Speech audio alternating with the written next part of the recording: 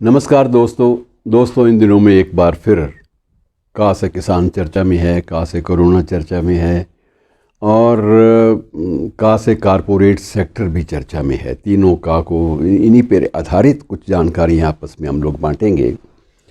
मित्रों, ये corporate sector बड़ी अलग चीज़ है। इसकी प्रस्तावना, इसकी सोच, इसकी फ़िलॉसफ़ी बिल्कुल अलग ढंग से काम करती है। मैं आपको मिसाल के तौर पर एक छोटी सी बात आपके सामने रखना चाहता हूँ। वो ये कि इसमें विशेष रूप से आप अंदाज़ा लगाइए कि अमेरिका में एक बार गेहूं की फसल ज़्यादा हो गई तो ख़तरा ये पैदा हो गया कि गेहूं की जो फसल ज़्यादा हुई है, अब इसको किस ढंग से इसको समेटा जाए। अगर इसको बाज़ार में लाएंगे तो बड़ी दिक्कत होगी, बड़ी परेशानी होगी, क्योंकि इसको बाज़ार में लाने से एकदम से मार्केट जो है वो डाउन हो जाएगी, एकदम से मंदा आ जाएगा। तो मंदे से बचने के लिए कारपोरेट सेक्टर ने गेहूं को प्राइवेट बाज़ार से ख़रीदा और उसको चुपचाप जला दिया, ख़त्म कर दिया। वो इकबाल साहब की तरह से नहीं, जिन्होंने वो फरमाया था कि जिस खेत से दहकां को मैसर ना हो रोटी, उस खेत के हर खोशाए गंदम को जला दो। ये किसी भी हर खोशाए गंदम को जलाने वाली बात नहीं थी, बल्कि कारपोरेट सेक्टर की, पूंजीवादी क्षेत्र की एक नपी तुली नीति थी कि अगर ये बाज़ार में चली गई तो बाज़ार में मंदा हो जाएगा। मंदी से बचने के लिए बेहतर ये इस अनाज को जला दिया जाए ताकि मंदी ना आए, रेट डाउन ना जाएं, नीचे ना जाएं। तो ये कारपोरेट सेक्टर की अपनी एक सोच होती है। और मित्रों, उसके बाद हमारा सिलसिला चल पड़ा है। अब इन दिनों में किसान जो है लगातार, ये तब से है जबकि पिछली बार बैसाखी आई थी, बैसाखी से पहले ही किसान धरनों पर बैठ गए थे और अब फिर बैसाखी आने वाली है।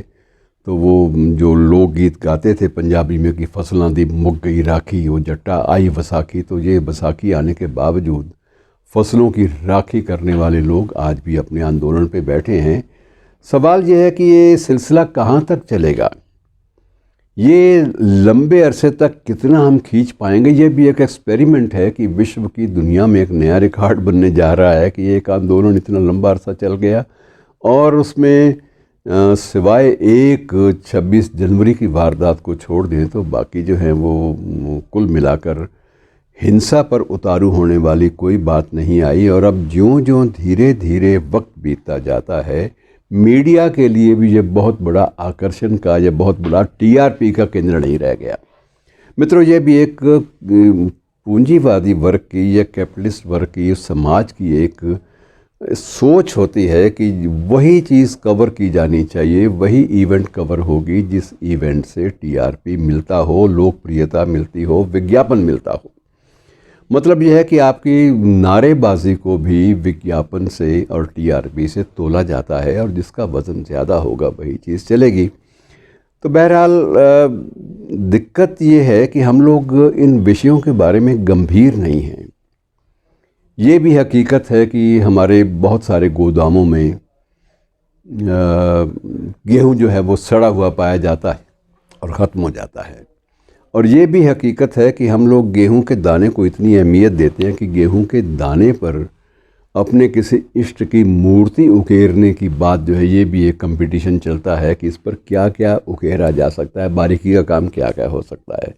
तो गेहूं के दाने को उस तरह से अहमियत देने की बात भी होती है। और वक्त के साथ साथ चीज़ें कैसे बदलती हैं, इस बात का आप अनुमान लगाइए।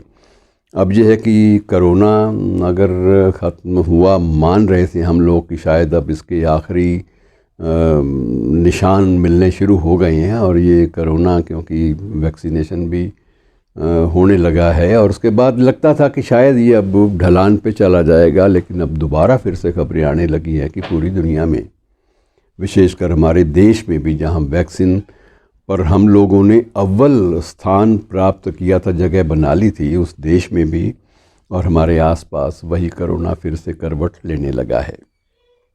अब ये स्थिति बड़ी ख़तरनाक है और मैं जिस बात पर विशेष रूप से आपका ध्यान खींचना चाहता हूँ कि सवाल ये है कि ऐसे माहौल में कारपोरेट सेक्टर जो है वो भी कहाँ तक अपनी पूंजी को दांव पर लगाएगा। उसको तो मुनाफा चाहिए।